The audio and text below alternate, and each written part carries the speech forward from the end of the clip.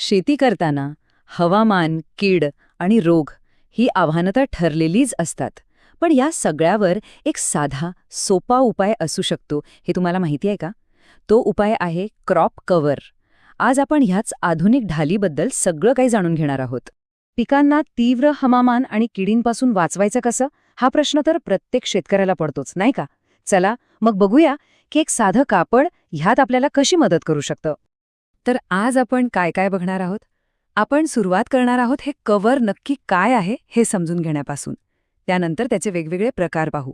मग त्याचे सर्वात मोठे फायदे काय आहेत, ते शेतात वापरायचं कसं, त्यासाठी खर्च किती येतो, आणि सगळ्यात शेवटी प्रत्यक्ष शेतात याचे काय परिणाम दिसतात हे सुद्धा आपण एका उदाहरणासह पाहणार आहोत. चला तर मग सुरुवात करूया आपल्या पहिल्या मुद्द्यापासून. पिकांसाठी ढाल म्हणून काम करणारं हे क्रॉप कव्हर नेमकं आहे तरी काय? सोप्या भाषेत सांगायचं तर हे एक खास प्रकारचं न विणलेलं कापड आहे, जे पिकांसाठी एक संरक्षक कवच तयार करतं.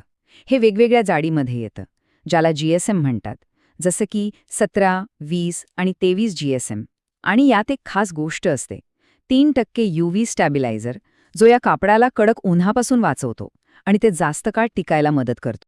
आता गंमत अशी आहे की एकच कव्हर सगळ्या पिकांसाठी असं इथे चालत नाही. प्रत्येक पिकाची गरज वेगळी असते आणि म्हणूनच वेगवेगळ्या गरजांसाठी वेगवेगळे कव्हर तयार केले आहेत. म्हणून योग्य साधन निवडणं खूप महत्त्वाचं ठरतं. तर बघा, इथे 4 मुख्य प्रकार आहेत.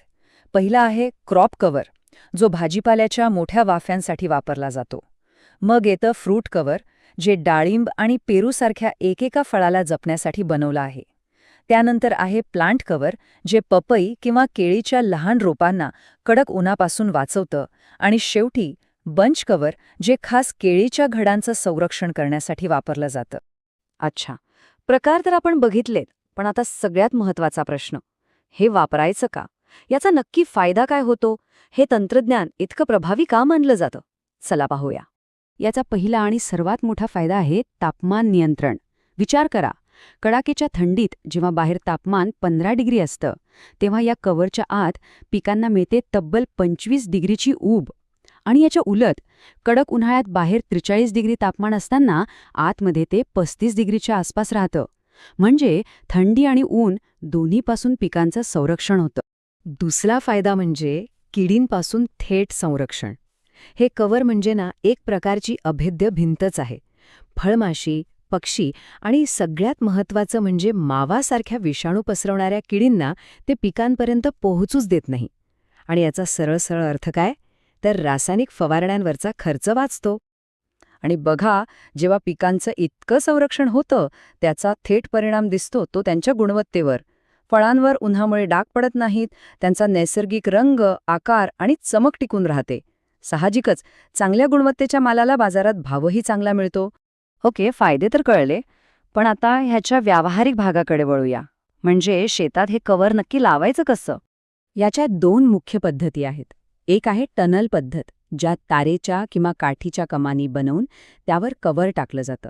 आणि दुसरी, त्याहून सोपी पद्धत, म्हणजे कव्हर थेट पिकावरच अंथरणं. पीक जसं जसं वाढतं तसं तसं कव्हर आपोआप वर उचललं जातं. आता प्रश्न येतो की हे कधी करायचं? तर बघा, लागवडीनंतर साधारणपणे 4थ्या ते 10व्या दिवसाच्या आत कव्हर लावणं उत्तम मानलं जातं. आणि त्यानंतर सुमारे 30 ते 40 दिवसांनी ते काढायचं असतं.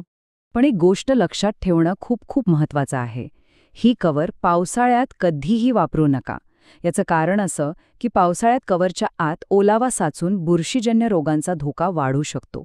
त्यामुळे ही एक महत्त्वाची सावधगिरी आहे. आता येतो सगळ्यात महत्त्वाचा प्रश्न, पैशांचा. ह्या गुंतवणुकीचा खरोखर फायदा होतो का? चला, याचं आर्थिक गणित समजून घेऊया.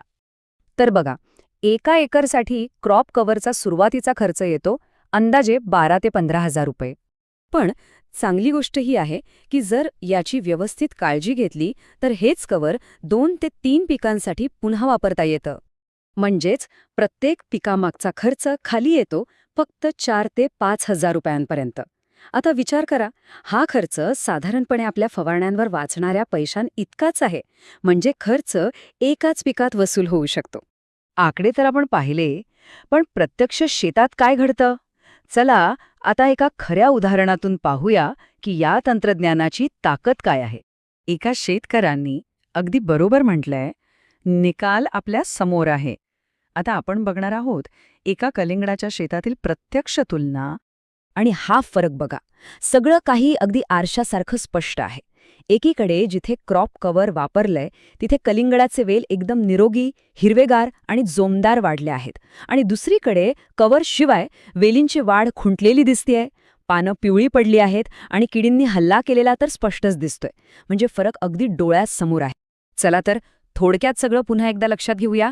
क्रॉप कव्हर हवामान आणि किडींपासून संरक्षण देतं, फवारणीचा आणि मजुरीचा खर्च वाचवतं, पिकाची गुणवत्ता आणि उत्पन्न सुधारतं, आणि या सगळ्याचा परिणाम म्हणजे एकूण नफ्यात वाढ होते. म्हणजे बघा, जर याचा योग्य पद्धतीने वापर केला तर यात तोटा काहीच नाही. गुंतवणूक कमी आहे, पण त्यातून मिळणारे फायदे खूप खूप मोठे आहेत.